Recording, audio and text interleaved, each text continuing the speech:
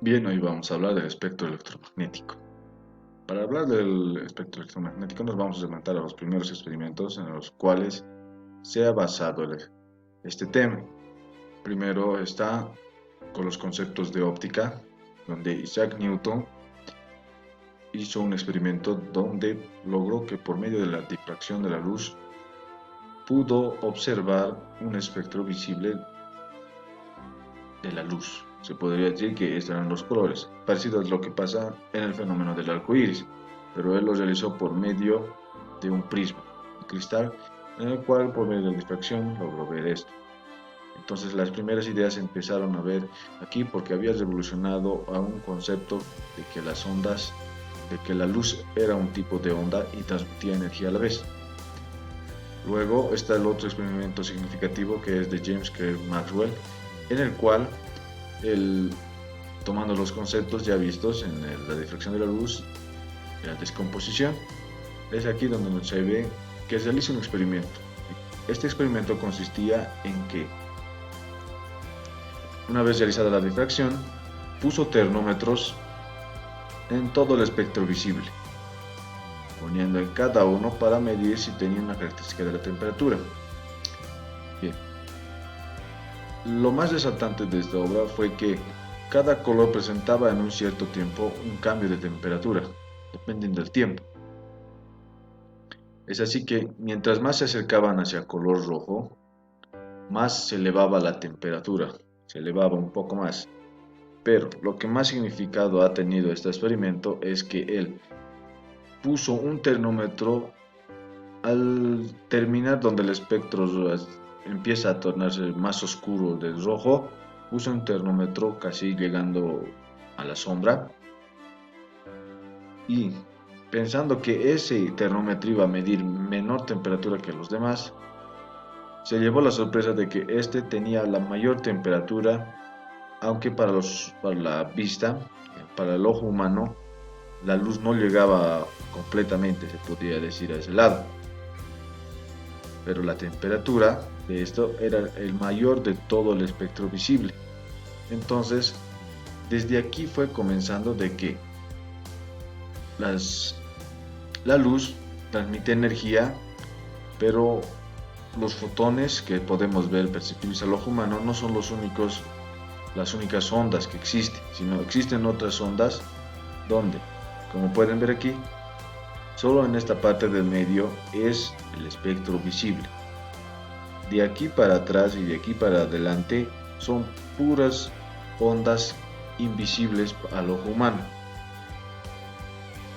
Entonces es desde aquí donde ya se va tomando un concepto más allá de lo esperado. Y ese, ese terreno que marcó una zona de mayor temperatura lo denominaron infrarrojo, ya que al no ser visible pero con una mayor temperatura lo llamaron infrarrojo. Desde aquí da comienzo.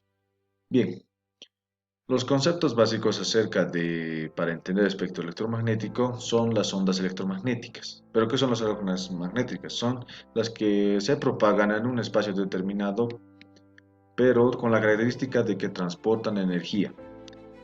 Entonces, nos quiere decir que esta propiedad, la energía mucho depende en el medio en el cual se está transmitiendo. Por ejemplo, no es lo mismo que cuando la difracción sucede dentro del agua, al igual que sucede dentro de los cristales o lentes. Es muy diferente, cada característica tiene un punto fundamental en la difracción de la luz y el transporte de energía. Pero lo que sucede en ambos en común es que de la propagación de estas ondas son simultáneas. ¿Qué nos quiere decir? Que, vamos a darle un mayor acercamiento, que al ser electromagnética presenta un campo eléctrico y a la vez un campo magnético. Como pueden ver aquí, esto más que todo está representado en el espacio. Como pueden ver, hacia arriba en el componente Y es el campo eléctrico. Aquí la onda sube y baja. Y a su vez, en el componente Z existe un campo magnético. ¿Qué nos quiere decir? Que existe otra onda donde es perpendicular al campo eléctrico, con una dirección que sería el componente X, donde presenta una dirección. Entonces, se puede decir que estas ondas electromagnéticas son diferenciadas por el campo eléctrico y el campo magnético que se transportan en el espacio de forma perpendicular. Desde aquí ya van comenzando los primeros conceptos. Ahora, ¿qué es un espectro electromagnético? El espectro magnético tiene mucha relación con la radiación. Sabemos muy bien que los niveles de radiación están presentes en la vida cotidiana, que nos han ayudado fundamentalmente a ayudarnos en ciertos campos de la medicina, telecomunicaciones, pero el espectro electromagnético es radiación, está en el origen natural de la radiación, donde el electromagnetismo también hace mención de cómo las ondas de frecuencia alteran la forma de energía. Es decir, que los ciclos que presentan en una unidad de tiempo pueden verse reflejados en la transmisión de energía. Y esto a su vez es lo que produce la radiación electromagnética. Ahora, como pueden ver otra vez este mapa, nos presenta que esto solo es la luz visible. Esto es toda la luz invisible que nuestros ojos no pueden ver. Algunos animales han logrado ir un poco más allá. Por ejemplo, algunos depredadores que pueden ver infrarrojo, o sea, la sensación o el cuerpo térmico de sus presas. Entonces, el ojo humano no es, digamos, el único que puede percibir esto, sino hay algunos que tienen mayor desarrollo biológico, al igual que menor desarrollo biológico.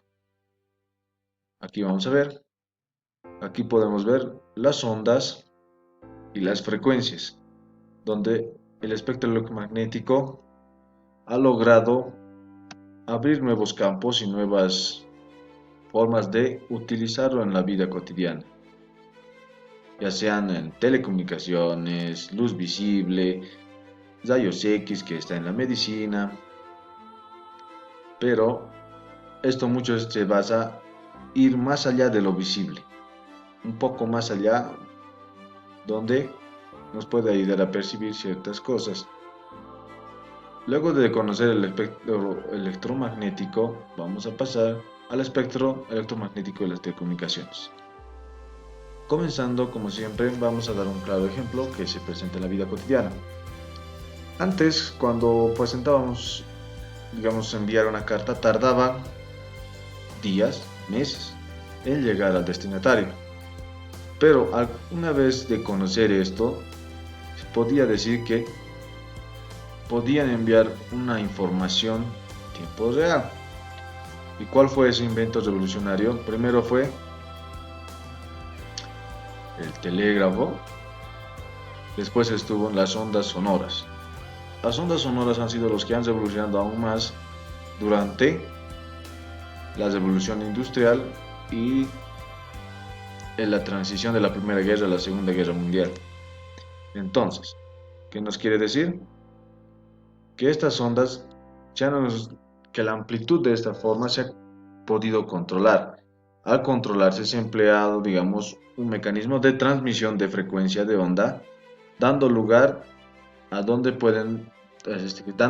a equipos más sofisticados de cómo reconocer una frecuencia y transmitir un sonido. Esto es lo que muestra las estaciones de radio, que aún están presentes AM, frecuencia modulada, y amplitud modulada, que es el AM, y frecuencia modulada FM, que aún el AM, a pesar de que han pasado los años, aún es muy utilizado en el campo de la telecomunicación, pero más que todo el AM está en la náutica, se podría decir, dentro de los submarinos, que aún está presente estas frecuencias que permiten ver en los radares. No solo termina aquí cuando hablamos de telecomunicaciones. Cada comportamiento que se ha visto se han utilizado en los medios de comunicación, avanzando aún más en la velocidad en la transmisión de información por medio de estas ondas y el uso de los conocimientos del espectro electromagnético. Como pueden ver, aquí tenemos la agencia meteorológica. Sabemos que los meteorólogos necesitan saber por medio de temperaturas, cambios de estado en el clima. Y es así como mandan. Primero está la agencia meteorológica, la estación de difusión, que sería la radio o la televisión, que es la misma frecuencia. Y se manda una señal de transmisión. Y esta señal de transmisión, que son nuestras antenas, como siempre se ve, llegan hasta el medio más óptimo o se podría decir, el equipo que está fabricado para reconocer estas frecuencias y estas ondas. Aquí vemos un diagrama donde nos muestra de cómo avanzado primero ha sido la estática, luego está la transmisión de potencia, después AM, FM. Aquí ya van las ondas, como pueden ver, aquí está un símbolo de las ondas. Nosotros solo podemos percibir esto, lo que está a color, no podemos percibir más al ojo humano. Como se puede ver, después han estado los celulares, que también tienen una leve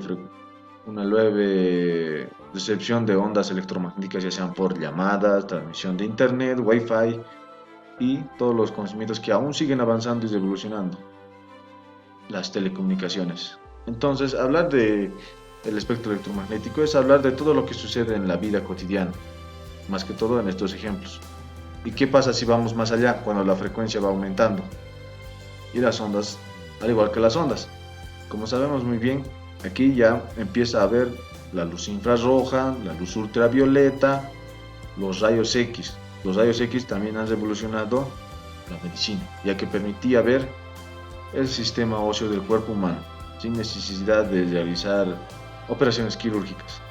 Y esto fue revolucionando más que todo en el método de cura que podían realizar cuando existía traumatismo en los sistemas óseos del cuerpo humano.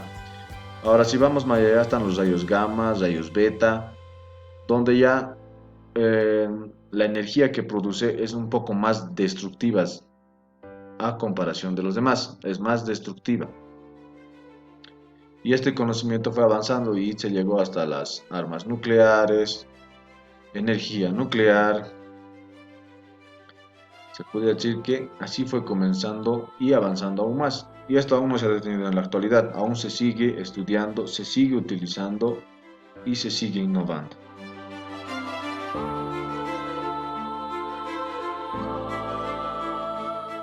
Bien, los tipos de radiación electromagnética.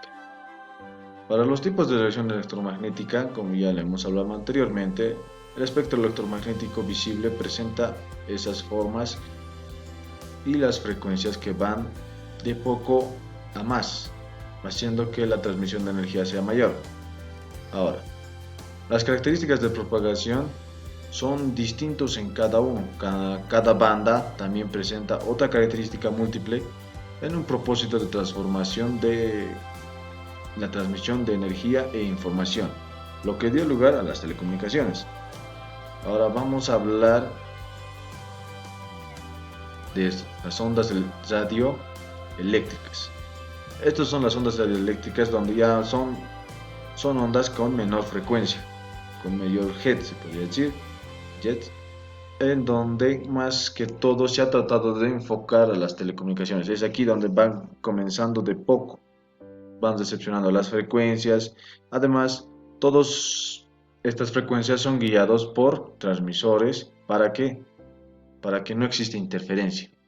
Un claro ejemplo es cuando sintonizamos en la radio alguna estación, las frecuencias cambian.